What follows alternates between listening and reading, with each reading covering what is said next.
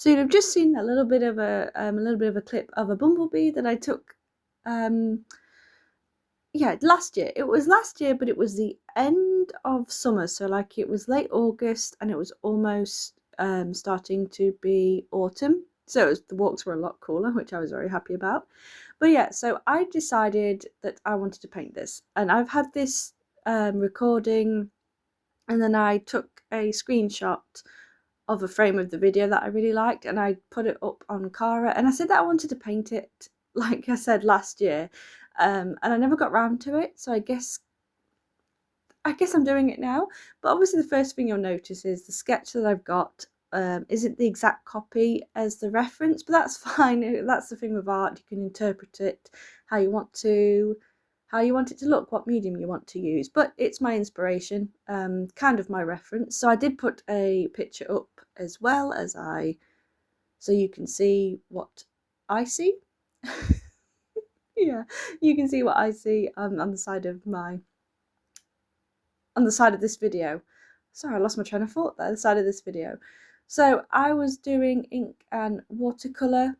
As you can see, it's one of my favourite techniques. So recently I did a zine on stag beetles where I used a fountain pen and watercolour, and it's one of my favourite techniques. I've talked about it quite a lot on this channel about how it's one of my favourite ways to paint and to draw and to sketch. So I had so much fun going back to that with my zine and doing a whole project just with ink and watercolour, that this is what this sketchbook that I'm here is going to be for. And I've done that before. I have used a sketchbook where it's dedicated to one thing. So I've done a square sketchbook watercolour journal that was for practicing loose watercolour paintings, and I loved working in that sketchbook. I was so sad to finish it. I loved that sketchbook. Even now I still love the paintings, even though arguably I can paint a little bit better now than I did then. I say that, I think it was 2 years ago, don't quote me on that, I could be wrong, I'll check later. But then another square sketchbook was me practicing gouache. It was me practicing gouache paintings when I first took up gouache, and one side was gouache, one side was watercolour, so I could kind of see the differences and differences in how I painted with both mediums. I want to be good at gouache, I like gouache, but I do struggle with it because I find the consistency a bit tricky to work with, because I know you can water it down, but when you obviously do thicker layers, that's the bit I struggle with, despite that kind of being the idea that you can layer it on top. So yeah, so that's still a work in progress, but I do like gouache. So a little thing to note, I did go back in and I painted the section where you'd see the bumblebee through the transparency of the wings. You'll notice I did leave another little white bit at the top that I forgot to fill in again, so I can see it as of right now, but at the time I'd forgotten. But I do go back in and paint it later. And now I'm going to be using some new pens that I recently got. These are the Sakura fine liners. I never used these before.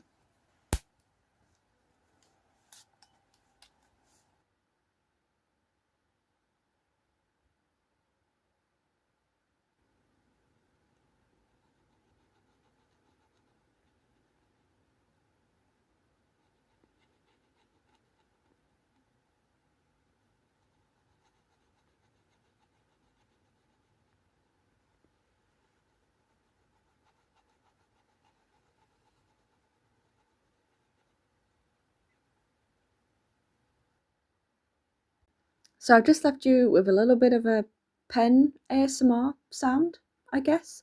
But when I did the bumblebee's eye, I actually turned the sound off when I edited it. So yeah, you can only hear when I'm using the pens on the bumblebee's legs. So I can't really say much about these pens just yet. I only use them to do the finer details on this illustration, so I haven't used them for big pieces, I guess.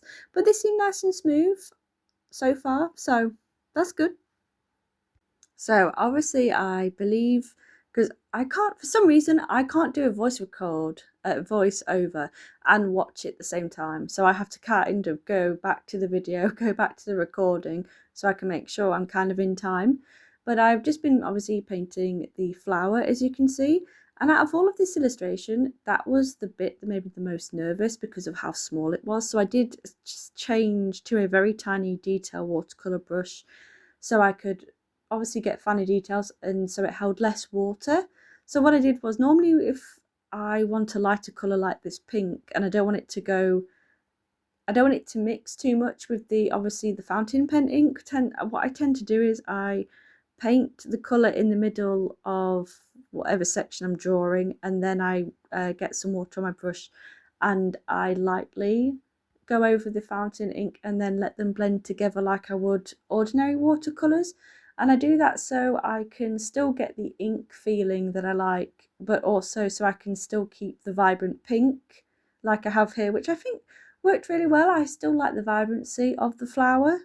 And now we're moving on to the background. So I started using my fountain pen to start drawing in all of the leaves. So I kind of did this in stages. I did it bit by bit because I didn't really know. It's been a long time since I've done an ink illustration where it's just been inked.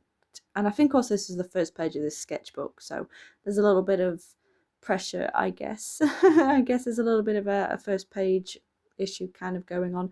So this is the Art Talons Creation sketchbook, and at this time I bought them. I didn't know that they were quite popular.